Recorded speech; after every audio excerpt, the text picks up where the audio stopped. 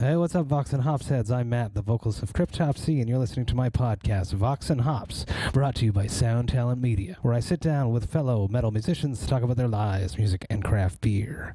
Last night was absolutely amazing. Super stoked to be back at a Thirsty Thursday virtual hang. It has been almost a month that I haven't been there because I am now doing these once a month. But I had a great time because I conducted a live interview with Danny Marino, the guitarist of The Agonist, my great friend and the very first Vox and Hops guest ever. We had a great time, and guess what? That episode will be coming out next Thursday.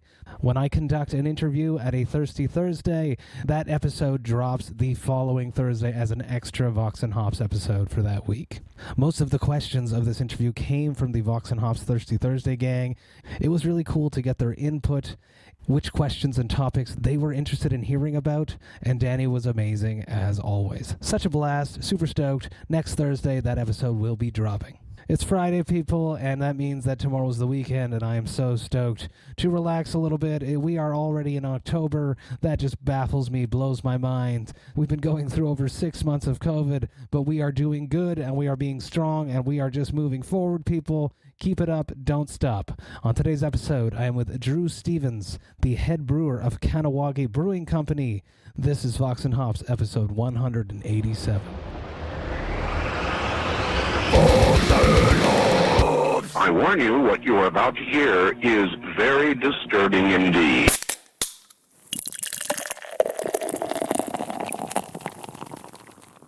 Hey, what's up, everyone? Today I'm with Drew Stevens of Kahnawake Brewing Company. I'm super stoked to be with you. I've been wanting to make my way over to the brewery, and I never have yet. I haven't had the chance, and then, of course, COVID hit, and I don't like taking public transport any farther than I can, so I haven't made it yet, but my awesome coworker, Sherry Stevenson, lives very close to you guys, and she actually hooked me up with some of your brews. So now we're having a chat thanks to Sherry. So massive shout out to Sherry for doing that. How are you doing, Drew? Let's start with a very simple, complex question. How are you coping with 2020? Oh man, what a crazy year, I guess, for everybody. But yeah, coping nonetheless. I guess it pushed us in some new directions and stuff like that for the brewery. But yeah, it definitely sticks a fork in any plans of going anywhere to check out things. So I don't blame you, man. I don't blame you at all. What would have been some of the biggest changes that you guys had to embark upon? You probably had a vision, a plan for the brewery, and then of course COVID hits. What did you guys have to change? Yeah. Well, I guess we just started canning. I guess we'll talk about that a little bit later. But we already bought the canning line in January, so that was already on its way. But we're just off to a really good start of the year. You know, January and February are usually kind of dead months for bars and restaurants. And yeah, we were like seeing some pretty summer style sales, you know? And so it was like kind of measuring up like, holy shit, this might be our like breakout year or something like that. But yeah, and then March happened. So I guess in terms of like long-term plans and all that stuff, or the plans for this year, nothing too crazy, but it definitely put us in different positions when COVID happened. Like we started making hand sanitizer, and we gave that out to our community out here, and yeah, and then getting into the canning thing, we're pretty much delayed because we bought it off another brewery and kind of just waiting for them to finish up with it, but they were using it to survive through COVID. So yeah, I mean, just kind of like waiting for this thing to blow over, I guess, but we're still not out of it. But No, we're not. No, we're not, Drew. But luckily you did get that canning machine, yeah. because I get to hold one of your super dope beers, and the artwork is amazing. I want to talk about that as well. So talk to me about this beer. What is this beer, and why is this the first beer that you decided to start with?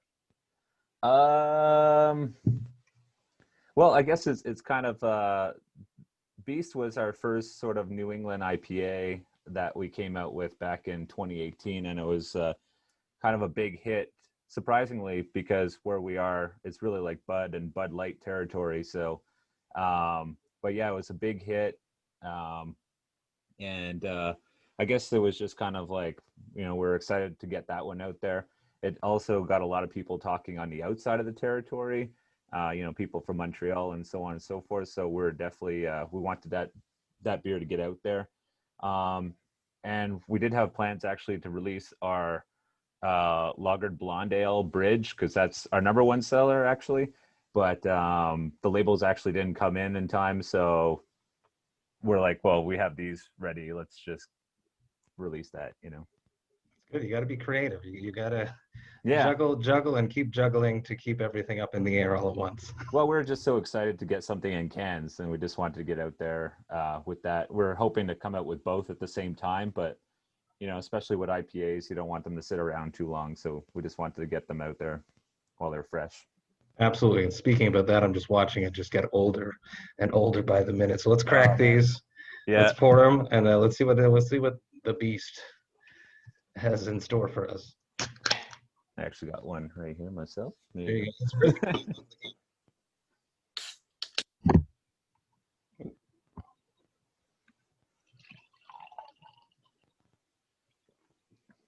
I didn't bring any fancy glassware, so I'm just going to drink it straight out of the can. Hey, it works for Heady Topper, right? That's it. Cheers. Cheers, man. Oh, it smells dope. It smells super citrus, like apricot. Yeah, that's super smooth, dude. It's got a nice little dank bite. Really enjoyed it. It clocks in a bit higher, 7.5, which is very nice. Yeah. I like my New Englands to be up a little bit higher, above 6.5 normally. Mm-hmm. This is great. Really, really good. Take me back to why you brew beer. Take me back to how you started brewing beer. I want to hear this whole story of how you ended up owning the first brewing company in the First Nations territory. Yeah, so I actually got forced into brewing beer. I had no ambition to do it. Actually, one of my former band members,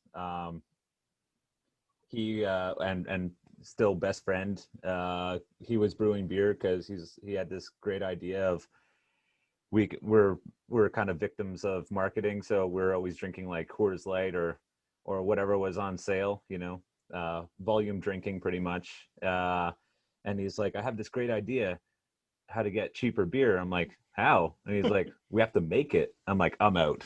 I don't want anything to do with that.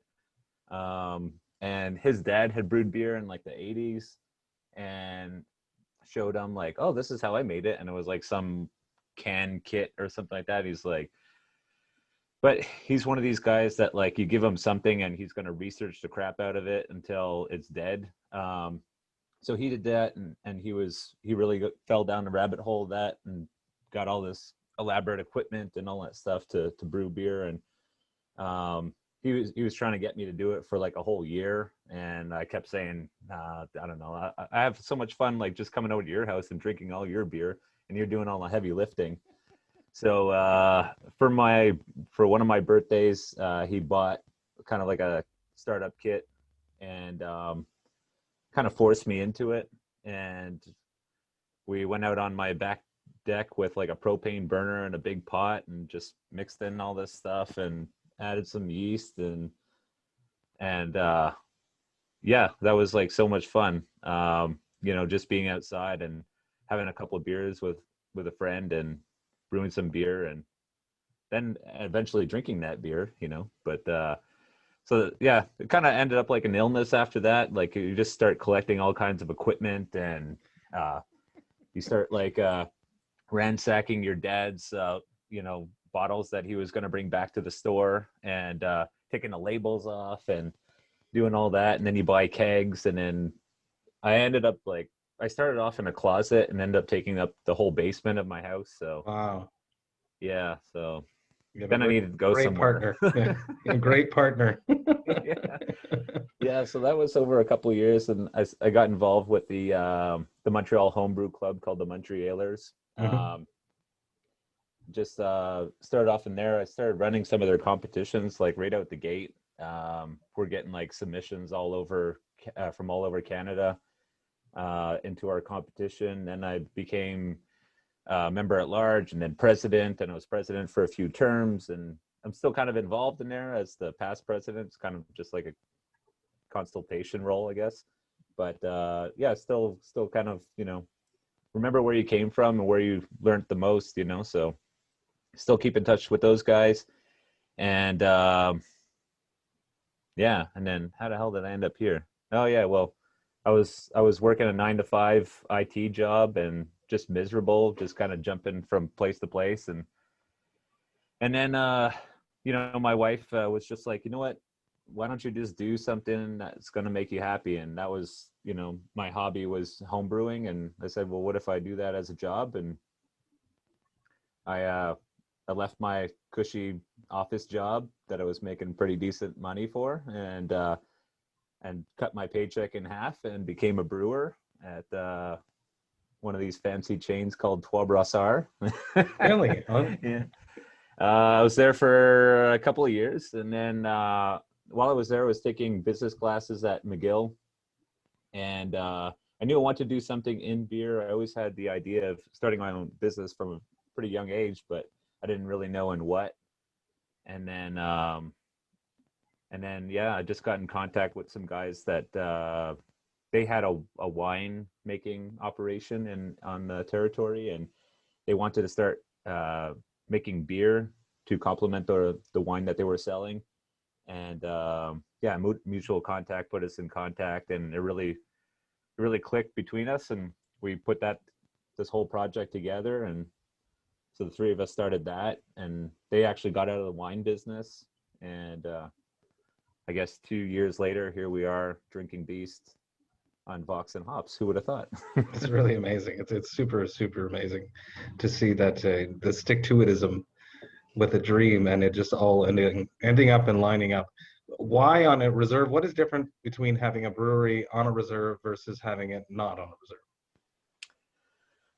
Yeah, great question. Well, my two other partners are from the territory, from Kahnawake, and we're actually looking around for a place to set up our operation. This is back in 2016, and we're looking around. I'm from Chattagee, so I was looking around there, and then a spot opened up. One of my partners owns the building that we're in, and a local opened up, and he had a storage building in the back, which was actually our original brewery.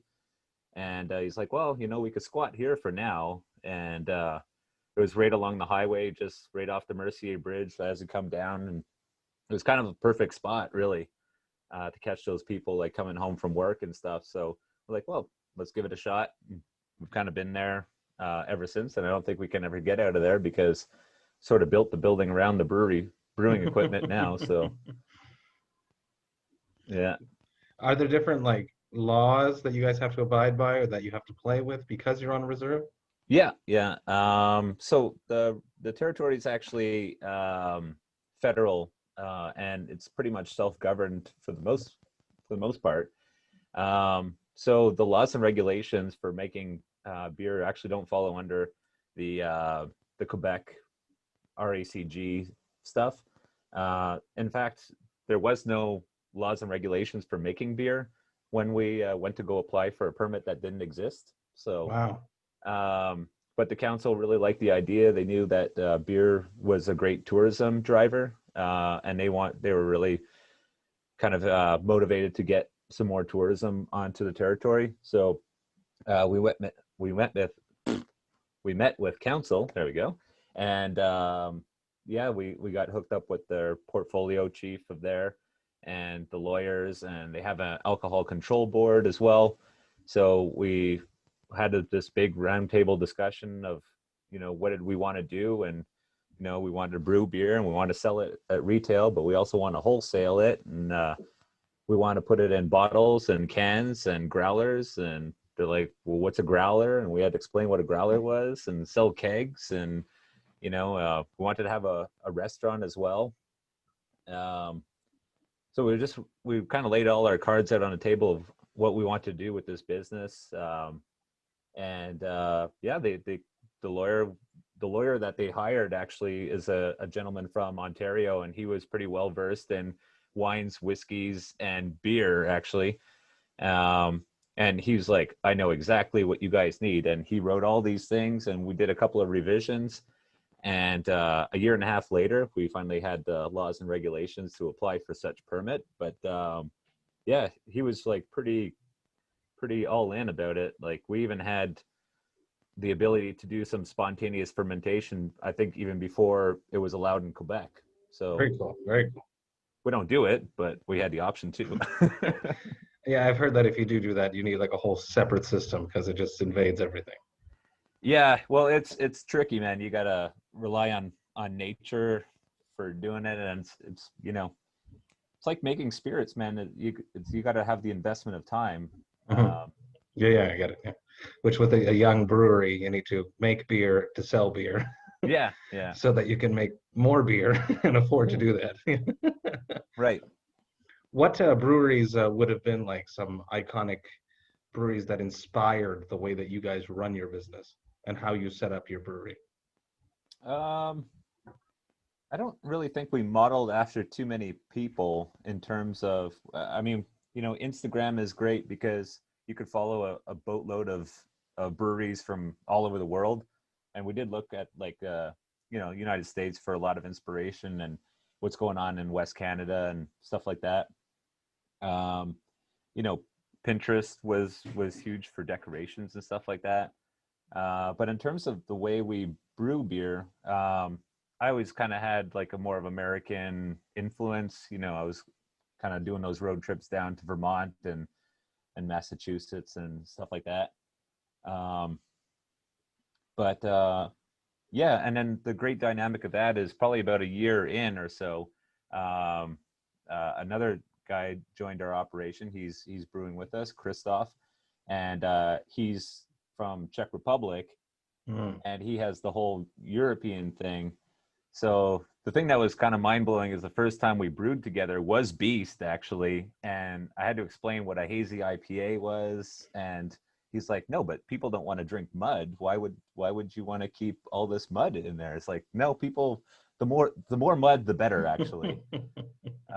It must be clean. Yeah, but he brings in that European lager stuff side of it, and you know, we've kind of went kind of balls deep on that too. Which So is now, great because it's totally becoming the trend. maybe, who knows? Confidence. Confidence, yeah. But you know, like we have 12 taps in the wall there at our bar that nobody can visit just yet.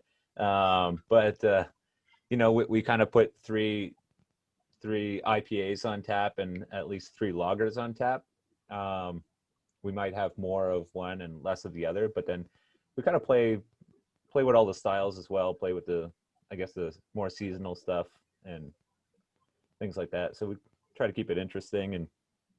But yeah, I tend to have more of the American stuff, and Christoph's more of the European side of it. Is there a style of beer that you have just banished that you just won't make because you personally just Belgians. hate Fuck it? Belgians, man. No, man. There's too many people that do such a good job of brewing Belgians. We'll just get out of the way, you know? It's not our jam. Not to say that we won't do them, but it's just we don't like them, so What do you believe has been the response of the craft beer community and other brewers about your brewery? I personally believe that you guys have a lot of hype, that you guys are doing really well. How do you feel about it all? yeah, I don't know what other brewers think. You know, maybe because I don't know, maybe some breweries or brewers are starting to think that the marketplace is getting a little crowded here in Quebec. And for a brewery that may not particularly play by the Quebec rules, you know, maybe they think that we're just kind of taking up space. We don't sell on any shelves. You know, people have to come to us, and we sell to just recently with the canning stuff. We have shelf space on a couple of convenience stores and grocery stores here on the territory, but we'll never be seen out there in the province unless, you know, people buy our stuff and bring it home.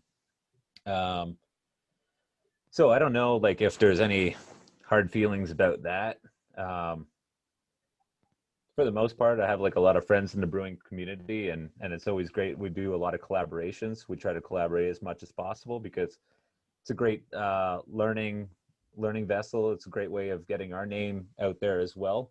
But it's just like a fuckload of fun. You know, I'm allowed to swear on this, right? You can say whatever the fuck you want, Drew. Yeah, it's a fuckload of fun to you know, brew with some friends and all that stuff. It kind of brings me back to those days of like standing on my back deck with my friend, you know. So yeah, we like to do a lot of collaborations. Obviously COVID slowed that down because of social distancing and such, but yeah, like in terms of like the community around here, I think the territory really kind of embraced what we're doing. Around the territory, I think the surrounding towns and cities around us have kind of really embraced what we're doing as well. We get a lot of positive feedback from, you know, even you know, francophone speakers where they, you know, there might be a stigma of not going on the territory for any particular reason, you know.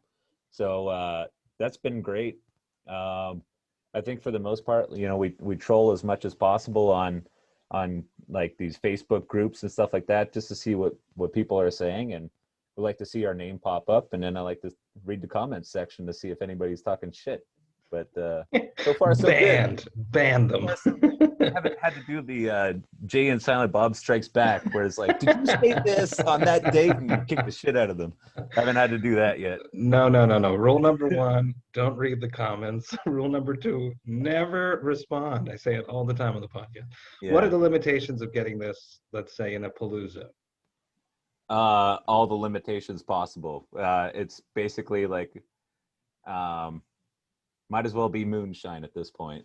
Really? Okay. For people listening that don't know what Palooza is, it's a premier, it's one of the best craft beer stores in Montreal. Yeah. Except for the one that you took a picture with the other day on your Instagram. You gave a shout out to a guy who has a store. La Canette. That's it. There you go. Yeah, he's super awesome, man.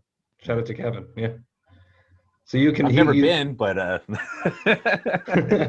just didn't want to knock him down, you know. Yes, of course. Now I see what you're saying. Yes. La Canette and Palooza, the best. And Vitzinbier. There's all the good ones.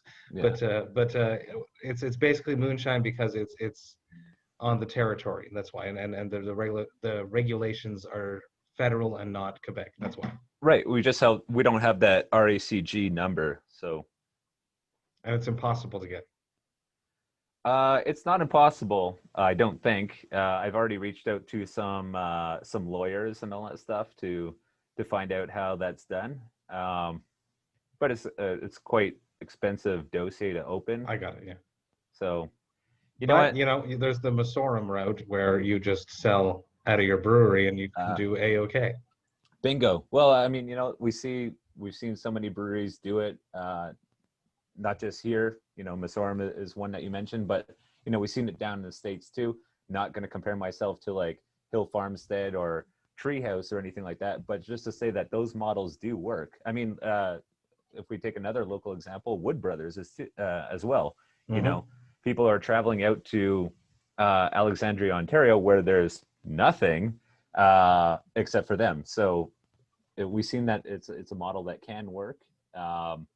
As long as you have good stuff to make the trip for it, you know. Yeah, you guys always have to be on top of your game, producing amazing brews, which metal bands have to do too. You can't put out flubbed albums; they got to be good records. So let's talk about. You are actually a metal brewer, which makes me super happy to announce to everyone listening.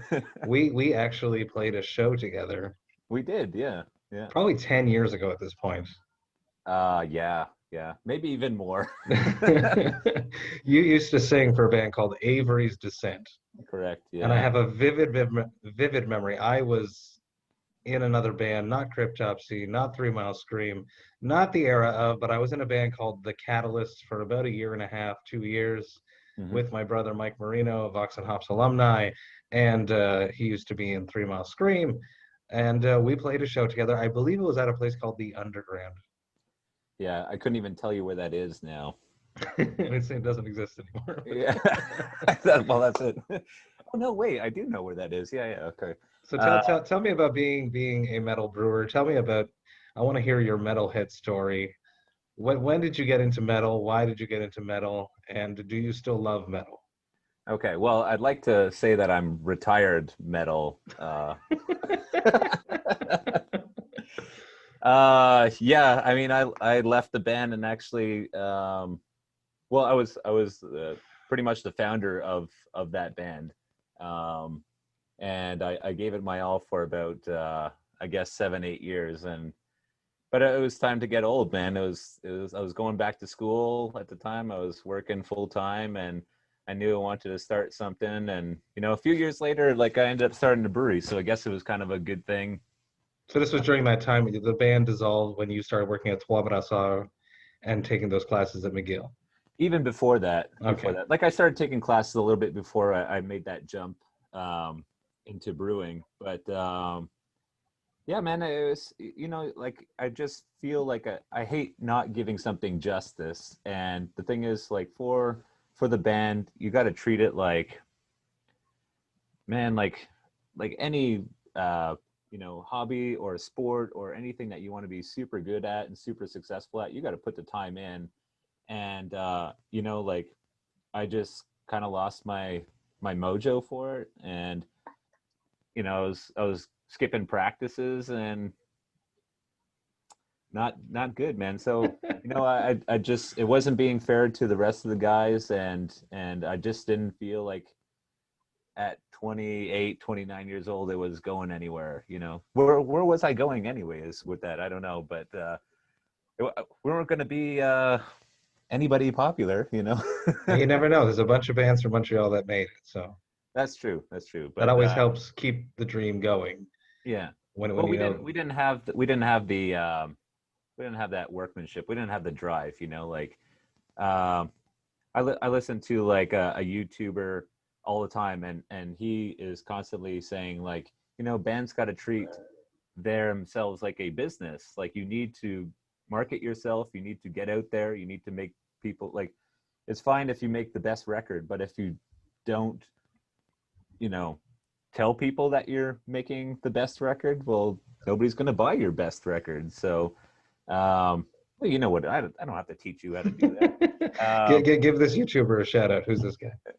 So it's Finn McKenty. He does punk rock MBA. Yes, he does. And me and him are on the same podcast network, the Sweet. Sound Talent Media Podcast Network. It just something new that's happening in the world of Vox and Hops. Yeah. I really enjoy his podcast. I'm kind of out of the metal game, but I still enjoy, like, it kind of brings me back, man, because he talks a lot about the metalcore and scene and the punk rock scene, and it's like I feel like I kind of followed him in that trajectory. Like I was almost the same thing, except he was a little bit more into hardcore than I was, I guess. But yeah, no, I like that podcast. But anyways, back to me playing metal. Yeah, just kind of got out of it. And do I still love metal? Yes, I still love metal. Still listen to it. Lately, it's been a lot of children's songs, though. Not the metal versions, unfortunately. But yeah. What is the one children's song that you just can't hear anymore? Man, my son's just started watching TV, and he watches Passepartout. Yes. I have the opening song in my head all the time, and I just want it to stop. What would be your brewing playlist? Do you listen to music while you brew? Is that something? No, I don't actually. I don't listen to music when I brew. It just really deconcentrates me. And I really like. I really need to hear what the system is doing, and yeah, it's like my second set of eyes. So I can't listen to anything. And usually on the way in into the brewery, I'm usually listening to the Craft Beer and Brewing podcast. Not the Vox and Hops one. That one's terrible. Except for this episode. Yeah, except for this. Yeah, this one I'll listen to. And then on the way home, I'll probably throw on some metal there just to decompress. What is an album you really are digging recently? One that just popped up on Spotify is Gideon. Yeah. So I never heard of these guys until it just randomly popped up. So been kind of listening to them for a bit, but that's about it. Very cool, very cool. And now let's dance into making collabs with bands. Yeah. How is that something that you've ever wanted to do, that you've thought about doing, that you ever wrote me about? Yeah, man. You know, I was kind of wondering if like collabs with bands was dead because, you know, once Metallica did Budweiser, I mean, what collab is there left to do? But they did the Arrogant Constanita, which is the Angry Bastard, right? They did the Stone IPA. The Stone one, yeah. But I think the top one's got to be the Budweiser beside a speaker. That's got to be the best collab out there. Yeah, no, you know, it's something, you know, beer and music always belong together, except when I'm brewing, I guess. But yeah, it always goes together. And so I got this genius idea one day of doing, like, people are always calling, you know, Pilsners and stuff like that crispy. And I'm like, crispy, CRISPTOPSY, CRISPTOPSY. Oh. So you wrote me, and I said, yes, let's do it. Yeah. Crispy 2020, I'm all about it. So one good thing that's come out of 2020. Probably. They brought the crisp back. Yeah.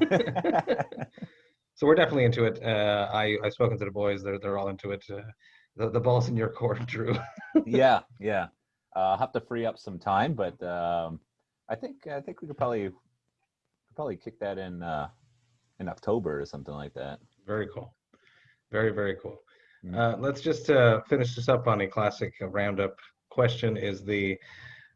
It probably doesn't happen because you're very organized. You seem very meticulous. You have 2 young children, but it sort of always ends up happening sometimes. What is your hangover cure? Oh man, no, hangovers happen quite often. You know, hangover cure, man.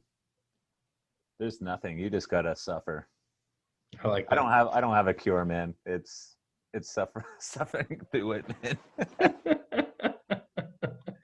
I do the same. So. Yeah. It's wishing you can sleep and you can never do it. That is correct. They didn't drink the beers, Drew. We did. Yeah, exactly. Yeah. No, I wish there was a cure. Anybody finds out a cure, let us know, man. We need that right now. Drew, thank you so much for taking the time to talk about your life, a little bit about metal, and of course, a lot about craft beer. I really, really, really appreciated it. I really enjoyed this beer. I'm stoked, and if anyone can make their way out to the brewery to grab some, you absolutely should. Is this something that you're going to keep putting out? Is this like becoming a flagship, or is it going in rounds? It's going in rounds. We are coming out with, so I don't know why, but we have this Mystical Beast sort of rotation. So the next one coming up is Minotaur, which is sort of like a big brother of Beast. So that's even more hop forward, I guess, than this one. We'll have Wizard, where we dial it back a little bit, and then we have a 4th one that we're coming out with, but I don't have a Mystical Beast name on the top of my head. And then,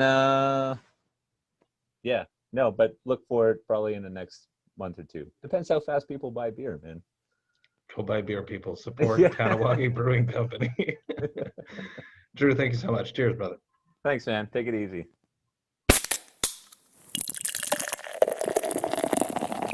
Hey, thank you all so much for listening right to the end. You know that I love and appreciate that. What a great chat with Drew. Such a great brewer. Excellent human. And it was so much fun to rehash and talk about the days when we used to play shows together. I am super stoked about this CRISPTOPSY Kahnawake Brewing Company collab, which is happening. It's coming. I'm so stoked about it. The CRISPTOPSY guys and myself have been talking about making a craft beer collab for many years, and it is great to see that it's actually happening. If If you've enjoyed this Vox and Hops episode, please subscribe on the podcast platform of your choice.